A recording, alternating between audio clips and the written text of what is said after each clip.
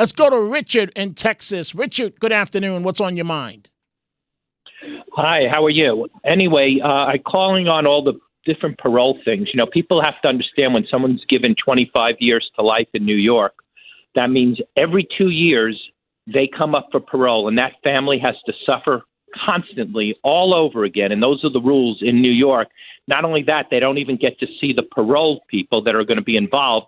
One person comes out and there's no guarantee that person will even sit on the parole, and they have to tell that person why that person, that criminal, the murderer, we're talking murderers here, should not be let go after 25 years or how many more times they have to keep coming back. And now the city council in New York has decided to make it 15 years for murder. If you serve 15 years and you're 55 and over, they're bringing it to the state legislature. And also, past criminal record cannot be included in the crime of murder for these criminals. They're going to make it even easier for murderers. They could actually serve 15 years if they're 55 and over, if this thing passes in the New York State legislature. It's unbelievable. Well, these people are for murderers. Well, hopefully it won't pass. And yes, thank you for the call, Richard in Texas. Yes, it does appear that they support murderers. It does appear that way. There's no other way to look at this situation, what's occurring these days in legislatures like in the great state of New York, but not only in New York and Illinois, different places in Denver, Colorado. Look at the mayor there. Let's go to Tommy, Staten Island, line 5. Tommy, what's on your mind? How are you, my friend? Good afternoon. Hey, Dominic, I have a question. I mean, that just bothers me. That can I just change the subject for just go ahead, please. Wait. Let me just say this, Tommy. We waste time trying to set it up. Just hit it, quit it, get to the point, and that's that. Go ahead. You got it, brother. Cuomo's running for mayor. He killed a lot of people as a result of his lying through COVID. He perjured himself to Congress. He murdered my mother as well in the nursing home. I'm sorry to hear about your mother. He hasn't been charged with perjury, so that's not true. But go ahead. But why? We know he lied to Congress. Okay, so but he hasn't been charged. I'm a journalist. I go on fact. He is not, and I'm more sorry for what you just said about your mother. But go right ahead, Tommy. Yeah. All right. You wanted to hang up. I don't know what you're talking about there, Tommy. Thank you for the call. I guess Tommy must have had a friend on the call. Here's the bottom line with Cuomo, folks. And when you call me about Cuomo, here's what I want you to do. I could tell you a million things what's wrong with him. I can tell you why he should never be the mayor of New York City. None of that is relevant. We could talk about the disgusting situation that happened in the nursing homes. We could talk about the sexual harassment. We could talk about a million negatives. We could talk about the emotional relationship he had with his top aide, in which they say it wasn't sexual. I have never met people that Donna called last night that said, yes, she was in an emotional relationship at work, but it didn't get sexual. In my business of journalism, is either you're doing it or you're not. I have never met people that you're involved on unless you're senior citizens, you're involved on an emotional level, but it involves no sex. Do I look like I was born yesterday? Something is rotten in Denmark. Come on, you can look in the eyes of the woman, you can look in the eyes of the man, and those boots are knocking, okay, as the kids say. Let's see here. Let's go.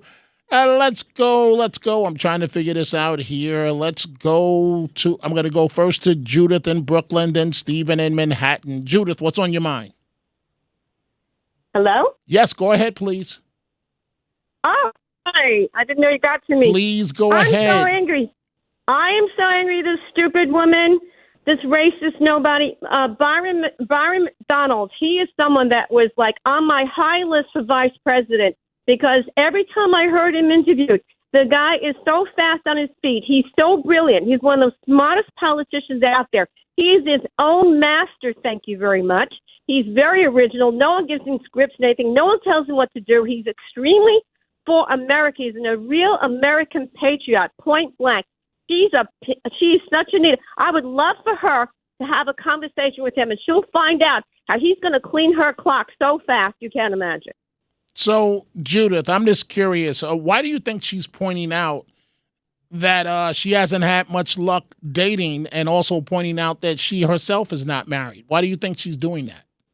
Because her mouth is such a turnoff. If she would keep her mouth shut, she might get more ways about it. She's a turnoff. She's such a turnoff. These women, what? She's a turnoff.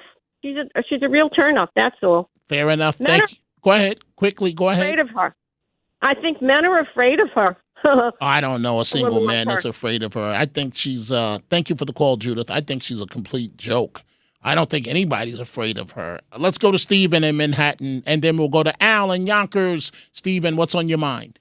Thank you, sir, very much. Now, in the clip between Crockett and Charlemagne, there is a comment that he makes to the effect that it sounded like he says... Right. Hey, Stephen, folks, do me a favor. Please don't have the radio on in the background, because, Stephen, you have your radio up, and it distracts the audience. But please go ahead. I just lowered it. Okay, right. Thank you. My apologies. That Charlemagne said something to the effect that, well, he shouldn't have married a white woman. No, what he said was that would not be in effect under Jim Crow. What's your point, Stephen? We got to get to the point. Thought about that remark that he made. Okay, what I'm going to say for the third time, what is the point that you're trying to make? Spit it out. Thank you. It sounded like he was just being as racist as she was. No, he was just, thank you for the call. He was just saying that under Jim Crow, he would not be allowed to marry a white woman. Let's go to Lauren in New Jersey. Lauren, good afternoon. What's on your mind? Hi, Dominic. We all love you. Thank you. Okay. Thank you. And I'm getting your book. Oh, thank you. That's very kind of you, Lauren. Thank you. Yeah. I've wanted to read it already. But so two things, Dominic. Number one, we all have a job. How do these politicians even have the time or energy to be spewing all this garbage and occupy? There's so much of their time seems to be occupied just criticizing and trying to find and distort and on and on. Like, what about their job? What about what they're supposed to be doing? Lauren, you are so correct. You get the prize of the day. You're right. They're spending all this time on nonsense. How about the people's business? What you're talking about, interracial relationships in your dating life. Congresswoman Haight, we don't give a fine whatever as far as who you're dating. I mean, do you care, Lauren? No. And, I work with children in my profession. I'm not going to say which one. Okay. But it was everything I had between the therapy and the paperwork and the conferences and everything else. I had no time to be looking at the other, what other people were doing. I was overwhelmed with my job, and that's what I wanted to focus on. But anyway, so and people out there, the Democrats, should be asking that question. Well, how in God's name are you doing what you're supposed to do? Number two, isn't there some type of election expert that can be used to put together a cohesive, strong presentation about all of what Cuomo has done and how he's a horrible, disgusting, evil nightmare and why he shouldn't be elected? Lauren, let's say everything you just said is correct. It's not going to stop him. He's on the path to become the next mayor of New York City. It's not going to stop him. He has a lock on the black vote. He's even destroying Eric Adams. Look at what happened yesterday. Gregory Meeks, the head of the Queens Democratic Party, another African-American, came out and did not endorse the African-American candidate. He endorsed Cuomo. And Cuomo went to Abyssinian Baptist Church, the Mecca of the black community, yesterday. So, and people should. Listen, I want to be very clear, Lauren, and thank you for the call. I do have to move on. I'm not saying don't express your outrage. And if you want Cuomo to lose that badly, then make it happen. Call 20, 30, 40 of your friends. But what I'm trying to explain to you now, as a master in calling elections, the trajectory is that he is headed to becoming the next mayor of New York City. And it's not even close. It's not even close. We're looking at a blowout election. That's what we're looking at right now. Let's go to Donna in Garden City, line 4. Donna, what's on your mind? Hi, I'm wondering if you can explain to me, Cuomo didn't work very well with Trump. We need a mayor who is going to work with Trump. So how will that play out when he is elected? If Cuomo is elected, Cuomo and President Trump, they have a love-hate relationship. 1 minute they love each other and they're, playing footsies with each other, and then the next minute they hate each other, and it's a battle of the egos. So, yes, it's important for the mayor of New York to have a good relationship with the White House, but Cuomo's looking to come back, and that's all he cares about in terms of resurrecting his political career. And unless there's some unknown out there that I haven't seen as of yet, he may very well get that shot. But we'll see. We'll see what happens with the election. Thank you very much for that call. Let's go. I wanted to go to Al in Yonkers, but Al is no longer with us. Again, folks, I want to repeat this. And thank you, Donna, for the lovely call. It is disgusting what happened just the other night here in New York City. These lowlifes, these animals, right? When I was growing up in this city, if something like this happened, police cars responded and you surrounded the cars and jumped on the cars and smashed the windows, it was going to be a long ride to the station house. And I mean a long, long, long ride to the station house. Not these days.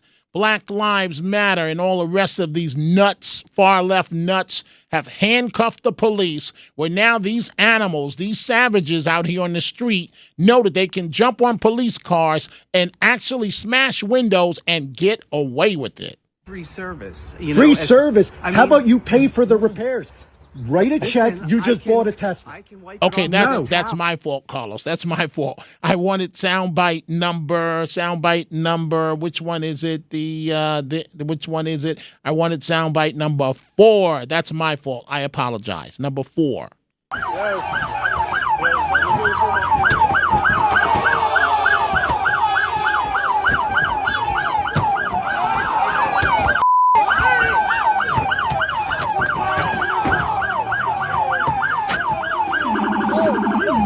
And the police are responding because cars are coming to the area, and these savages are jumping up and down on the cars and smashing the windows. Again, when I was growing up in this city, if you did something like that, 1, somebody might have got shot. That's number 1. 2, it was going to be a long ride back to the station house, and you would have never acted up again. The police would have opened up, and rightfully so, a can of Act Right, and that problem would not have ever happened again. But no, not these days. Black Lives Matter.